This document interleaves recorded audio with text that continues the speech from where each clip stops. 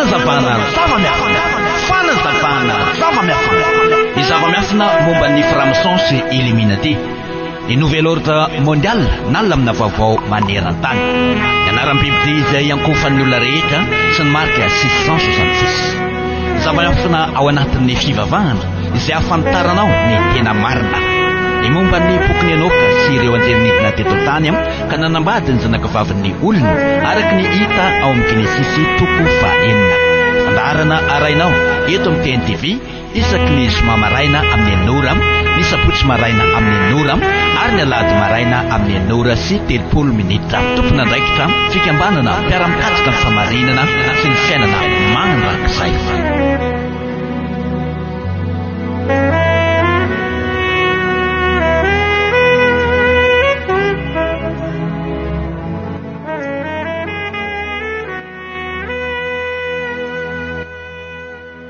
Dia mpifaliana indray amin'ity ora ity no androsoana ao atokatrantsika amin'ny alalan'ity fandaharana izay jerenao eto amin'ny fahitalavitra ity izahay avy eto anivony zao fikambanana mpiara-mikatsika ny famarinana sy ny fiainana mandrakizay izao no manatotosa nyity fandaharana ity miarabanao izahay ary manonona atrany ny fahasoavana sy ny fiadanana itoetra ao anatin'ny tokatranonao izay mampandroso an'izao fandaharana izao. Engany utainy avindrindra anao sy ny ankonanao ary afantatra nareo zava-miafina zay resahana eto koa araka ny teny nambaran'ny mpamonjy hoe nareo no navela alala ny zava-miafina momba ny fanjakan'ny lanitra. Izao zava-miafina resahanay amintsika izao dia zavatra voasoratra ao anatin'ny bokin'ny faminaniana avokoa ary manapirofo ny fahatanterahany fotsiny no ataonay eto amin'ny fanazavana. Ireny fanazavana narahanao maly ireny dia fanaporofoina ny fahatanterahan'ny faminaniana izay voalazo amin'ny Apokalipsy 3:7 eo amin'ny 9:9 izay mivaky hoe nanokatra ny vavany hitena ratsy ny mpamorona ilay bibidia dia ny tena ratsy ny anarany sy ny tena ratsy ny tabernakely. Zany hoe ny tena ratsy ny anarany avindrindra ity bibidia ity sady ny tena ratsy ny tabernakely. Ka ireny nazavaina ireny ny fahatanterahan'ilay hoe mitena ratsy ny anaran'ny avindrindra ilay bibidia. Efa nazavaiko eto fa ny hevitry ny teny hoe mitena ratsy araka ny hitantsika ao Mateo 7:7 fanazavana ery ambany dia azavainay hoe ny mitena ratsy na ny blasphème dia miambo hitovy amin'ny mpamorona na maka ny toeran'ny mpamorona. Ka ny atao hoe mitena ratsy ny anaran'ny mpamorona dia midika hoe maka ny toerana misy ny anaran'ny mpamorona. Zay no atao hoe mitena ratsy ny anaran'ny mpamorona. Ary le hoe mitena ratsy ny tabernakely indray zao no ezahana ny amitina anazy satria efa nazavaina teto tamin'ny antsipiriany ny makasika ny miteny ratsy ny tabernakely eo. Ao amin'ny Apokalipsy 3:5 tsika dia mahita an'izao teny zao mba ahafahantsika mahafantatra hoe inona le hevitry le teny hoe tabernakely dia vakina vetivety ny Apokalipsy 5:5 zao ny vaky ny teny. Rehefa afaka zany dia nahita aho fa indro novahana ny tempoly dia ny tabernakely vavolombelona tany an-danitra. Eo amin'le hoe tabernakely vavolombelona tany an-danitra misy taremarika kely eo amin'le hoe tabernakely vavolombelona dia misy fanampina fanjavana omeny ery ambany ery dia hoe tao amin'ny didi folo zany. Zany hoe ny ao anatin'ny tabernakely zany na hoe ao anatin'io tabernakely vavolombelona any an-danitra io dia didi folo. Ka ilay bibidia mpanompony dragona dia ny tena ratsy ny tabernakely na ihany koa hoe nakatoerana tao amin'ny didi folo. Izay zany no hevitry ny teny hoe miteny ratsy ny tabernakely makatoerana ao amin'ny tabernakely. Dia ovakiko vetivety ny Daniel 7:5-20. Zany hoe mifandraika amin'ny Apokalipsy 3:7-9 teo ihany ity Daniel vakina amintsika ity eo amin'ny 5:20 zao ny vaky ny teny. Ary teny anohatra ny avo indrindra izy sy ampahory ny olo-mason'ny avo indrindra ary hitady anova fotoana sy lalàna ary atolotra eny an-tananareo ambara-pahatapitry ny fetrandro ray sy ny fetrandro roa ary atsasaky ny fetrandro. Zany hoe natolotra teo an-tanan'ilay biby fahaefatra, ilay biby fahaefatra voalaza eto amin'ny Daniel 7 dia manondro ny fanjakana romanina hatrany. Atolotra eo an-tanan'ilay biby fahaefatra mandritra ny fetrandro ray sy ny fetrandro roa sy ny atsasaky ny fetrandro ireto zavatra voatanisy eto reto anova fotoana sy lalàna, ampahory ny olo-masiny avondrindra, iteny anohatra ny avondrindra. Izay no nataon'ilay biby faefatra ary natolotra teo an-tanan'ilay biby faefatra ny fahefana anatanterahany an'izany. Amin'ny apokalipsy toko 7:12 tapany farany dia izao nivaky ny teny eo hoe ary ilay dragona nanome azy ny heriny sy ny seza fiandrianany ary ny fahefany lehibe. Nisy fahefana nomena an'ilay bibidia ary rehefa nahazo fahefana ilay bibidia dia niasa nandritra ny fetrandro ray sy ny fetrandro roa ary ny atsasaky ny fetrandro. Daniel toko 7:5-20. Fa ny amin'ny apokalipsy toko 7:15 kosa dia milaza hoe nomena lela miteny zavatra miampapana izy sy nomena fahefana mba hiasa 12 volana.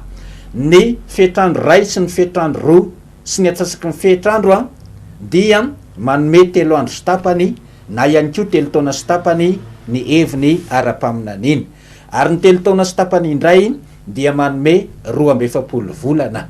Iray ihany zany, izany voalazan'ny mpaminany Daniel sy ny mpaminany Jaona izany, satria samy mpaminany ny avondrindra ireo mirala ireo. Ary milaza zavatra mitovy mahakasika ny fahatongava lay fanjakana fahefatra na lay fanjakana romanina izay nomena fepitoana hiasa mandritra ny 12 volana. Ka tao anatin'izay fepitoana nananan'ilay bibidia mpanompony dragona izay no nanatanterahany ny apokalipsy toko 9 milaza hoe nanokatra ny vavany teny ratsy ny mpamorona bibidia io dia ny teny ratsy ianaran'ny mpamorona ary ny teny ratsy ny taberna kely. Fa ny Daniel toko 7:15 indray dia milaza hoe nanohatra ny avo indrindra io bibidia io, nampahory ny olo-masiny avondrindra, nanova fotoana sy lalàna. Dia ovakiko ary ato amin'ny boky izay navoaka ny manam-pahaizana ny ivelany any ity boky ity dia mitondra ny lohateny hoe Révolution au Vatikana. Io misoratra eo amin'ny fonony boky io ny manam-pahaizana namoaka anazy ity tamin'ny teny Allemagne izy ity no navoaka ny zareo tany amin'ny tany izay namoahany azy tany. Fa nisy kosa manam-pahaizana frantsay nandika azy amin'ny teny frantsay ary dia nisy indray ny manam-pahaizana malagasy nandika azy ho amin'ny dikateny malagasy. Ka ny dikateny malagasy no eto ampelatanako eto dia ato amin'ny pejy 570 io apotranay voalohany amintsika io ary eto ambany eto dia misy lohateny hoe ny andron'ny masoandro. Ny Empereur Constantin dia nijanona saiky mandra-pahafatiny ho mpivavaka tamin'ny masoandro sy tamin'ny masolontenan'ny mpamorona azy teto ambonin'ny tany. Naseho an-tsara ho zanaky ny masoandro, misy felotana masoandro izy tamin'ny volana voakany. Izao no soratra teo: Sol Invictus, na hoe ilay andriamanitra masoandro tsy mety resy ho fanomezam-boninahitra ny masoandro dia natokana ho Diesolis manerana ny ampirany ny andro voalohany amin'ny herinandro. Zany hoe ny Empereur Constantin dia mpivavaka tamin'ny masoandro mandra-pahafatany, ary ny anaram-boninahitra ny antsonan'ilay masoandro dia natao hoe Diesolis, ary misy anarany hafa ihany koa hoe Sol Invictus na midika hoe Soleil Invisible. Ka tamin'ny 7 marsa taona 220 io apotranay io indray zany ato amin'ny pejy 970 ny 7 marsa taona 227 dia namoaka lalàna voalohany momba ny alady ny Empereur Constantin nanao hoe ny mpitsara rehetra, ny mponina amin'ny tanàn-dehibe rehetra mba ny mpiasa amin'ny antony-draharaha rehetra dia tsy maintsy mitsahatra amin'ny andro be voninahitry ny masoandro, koa dia ny fivavahana amin'ny masoandro no nanjary fivavahan'ny empira. Hatreo no ovakiko. Zany hoe ity Empereur Constantin ity tamin'ny taona 123 ny volana marsa dia tonga teo amin'ny fahefana faratampony ary nahazo anaram-boninahitra hoe Constantin Ier le Grand. Dia rehefa tonga teo amin'izay fahefana faratampony izay izy dia vitany ny namoaka lalàna nandidy ny olona rehetra izay teo ambany fifehezany mba hitsahatra amin'ny andron'ny masoandro ary anome voninahitra ny masoandro. ataon'ny pejy 3:30 amin'ity boky Révolution ao Vatican ity indray no aseho amintsika io ambony ao anaty tsipika manga io no tena apotra amintsika. Ny empereur romanina atao hoe Constantin no namoaka voalohan'ny lalàna momba ny alahady tamin'ny 7 marsa 1:27. Nilaozan'ny eglizy ny didy momba ny sabata ka nanamasina ny alahady niaraka tamin'ny empereur Gentilis izy ny Diesolis izay ny andro fiankofana tamin'ny masoandro fanaon'ny empereur romanina.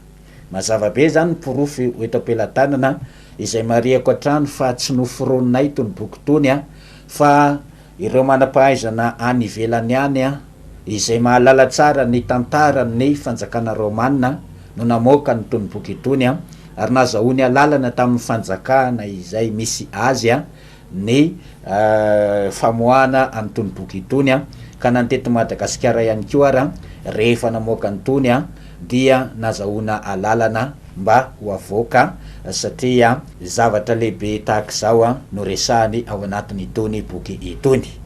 Nilaozan'ny eglizy ny didy momba ny sabata fa lasa nanamasina ny andron'ny masoandro na ny andro Sunday, zay mihitsy zany ny anaran'ilay andron'ny masoandro midika hoe Sunday amin'ny teny anglisy ary dimanche kosa amin'ny teny frantsay, fa raha amin'ny teny malagasy dia andron'ny masoandro. De vitan'ny Constantin no nanova ny lalàna ny fivavahana, lalàna ny andro ivavahana satria voalaza ao amin'ny Exodus 2:20 hoe manajany andro sabata enemana no esanao sy anaovanao ny raranao, fa ny andro fafito kosa de tena andro fitsaharana ho an'ny avondrindra. Ary nanamafy i Paoly ao amin'ny Hebreo aty amin'ny testamenta vaovao indray zany ao amin'ny Hebreo 4:7 manao hoe mbola misy ny sabata fitsaharana ho an'ny olon'ny avondrindra, fa izay miditra amin'izany fitsaharana zany de izy koa no nitsatra tamin'ny asany tahaka ny mpamorona nitsatra tamin'ny azy, koa aoka isika azo tohiditra amin'izany fitsaharana izany. De nitsatra tamin'ny andro sabata avokoa na ny fiangonan'ny zanak'Israely tamin'ny fotoan'andro na fiangonana azy, na ny fiangonan'ny apôstôly tamin'ny fotoan'andro ny sy ny fiangonan'ny apôstôly, sy ireo fiangonana izay nandimby ny fiangonan'ny apôstôly tany amin'ny taonjato voalohany sy ny faharoa sy ny fahatelo, de mbola nitsahatra tamin'ny andro sabata fa tsy tamin'ny andro voalohany amin'ny herinandro akory fa tamin'ny andro sabata no andro nitsaharana sy andro natokana andehanana any ampiangonana. Vakio ny asan'ny apôstôly ray manontolo fa hitanao ao izany hoe mpivavaka na fiangonana manaja ny andro sabata izany. Fa ny empereur Constantin izay nanrava ny fivavahana sy ny fiangonana noentin'ny apôstôly sy nanangana ny fiangonana romanina indray, satria ny empereur Constantin no nanangana voalohany an'izany fiangonana romanina izany sy nampalaza ny fiangonana romanina. Izy no nanova ny andro sabata sy ny lalàna napetraky ny avondrindra mba hitsaharana amin'izany andro sabata izany. Izy no nanova an'izany ho lasa ho andro alahady indray no andro fitsaharana.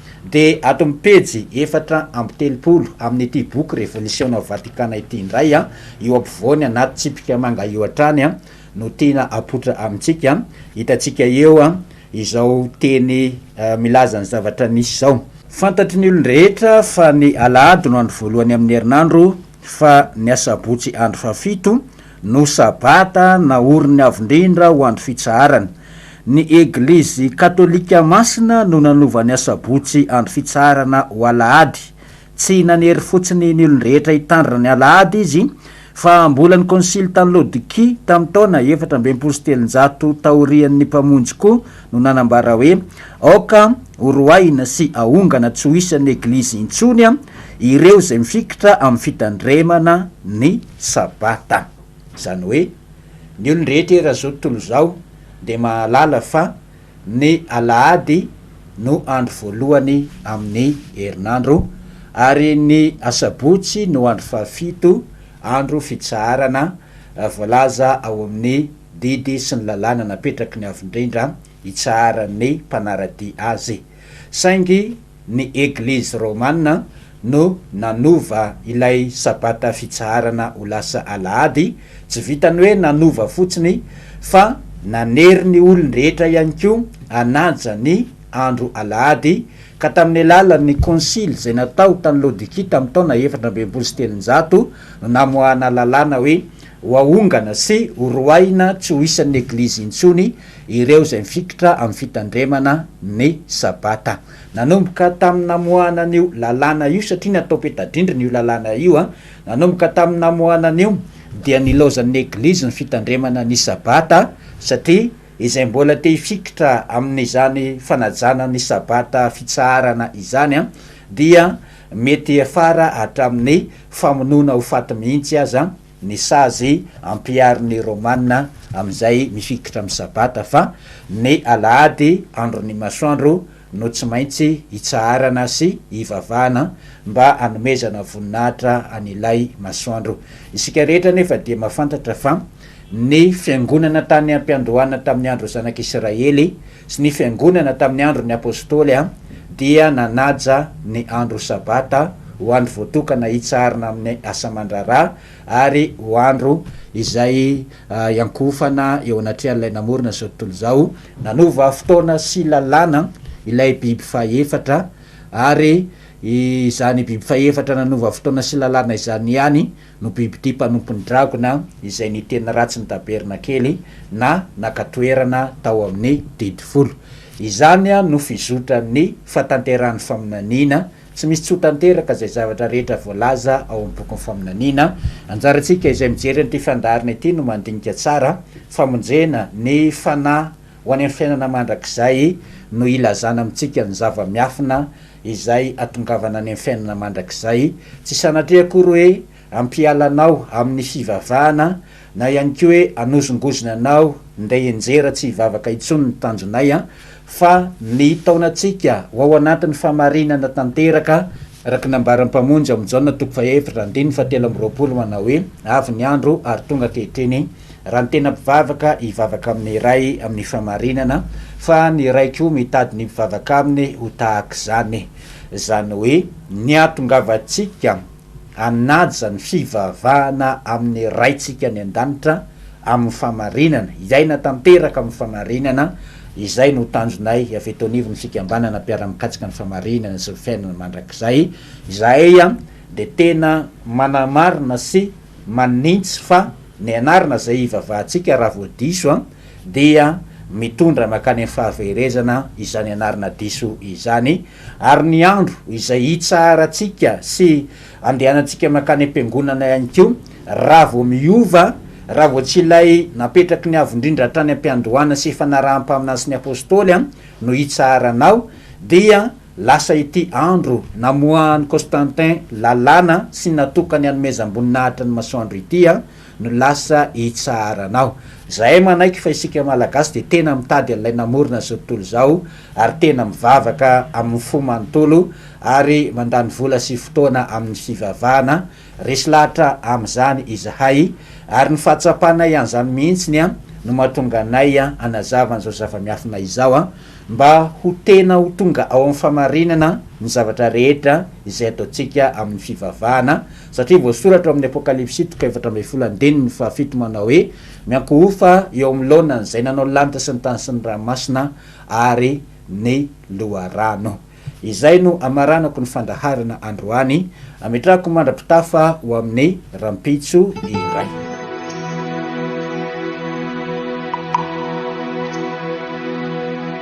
Fanazavana ny zava-miafina momba ny franc-maçon sy illuminati, ny nouvel ordre mondial na lamina vaovao maneran-tany. Ny anaram-biby ty izay ankofan'ny olona rehetra sy ny marika 666. Zava-miafina ao anatin'ny fivavahana izay ahafantaranao ny tena marina. Ny momba ny boky Enoka sy ireo anjelinidina teto tany ka nanambady ny zanakavaviny olona araky ny hita ao amin'ny Genesisy 9. Fandaharana arainao eto amin'ny TNTV isaky ny zoma maraina amin'ny 9h, ny sabotsy maraina amin'ny 9h ary ny alahady maraina amin'ny 9h30. Tompon'andraikitra fikambanana mpiara-mikatsika ny famarinana sy ny fiainana mandrakizay.